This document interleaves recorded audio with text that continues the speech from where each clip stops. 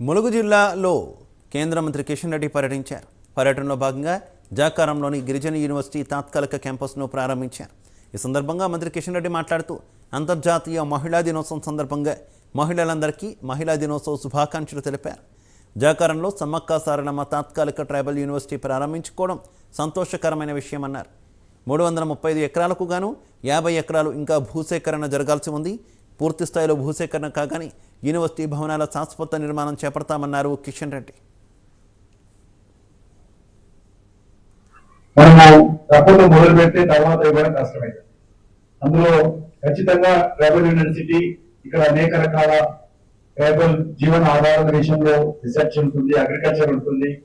కాబట్టి ఖచ్చితంగా మనము అందరం కలిసికట్టుగా ఉండి అనుకున్నటువంటి 335 ఎకరాలు ట్రైబల్ యూనివర్సిటీకి అదే విధంగా చర్యలు తీసుకుంటే మరి తొందరగానే మరి ఈ యొక్క భవన నిర్మాణ కార్యక్రమం చేపట్టవచ్చు.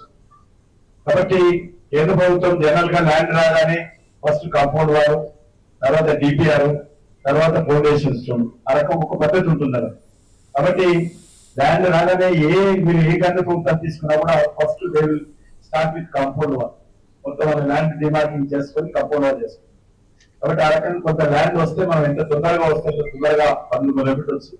ఈ ఆలస్యం కావడానికి కూడా కారణము అందరికి అర్థం చేసుకోవాల్సిన అవసరం ఉంది. కొంత ఎక్కడ పెట్టాలనే దాంట్లో మనకు క్లారిటీ కొంత ఆలస్యంగా వచ్చింది.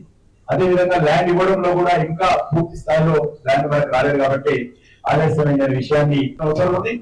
కానీ ఒక యూనివర్సిటీ దానికి ఒక దిశా నిర్దేశం చేయడానికి అవకాశం ఉంటుంది. కాబట్టి ట్రైబల్స్ లో మనం 100% అక్షరాస్యత సాధించాల్సినటువంటి అవసరం ఉంది. మనము తప్పకుండా మొదలు పెడితే తర్వాత ఇవ్వడం కష్టమైంది.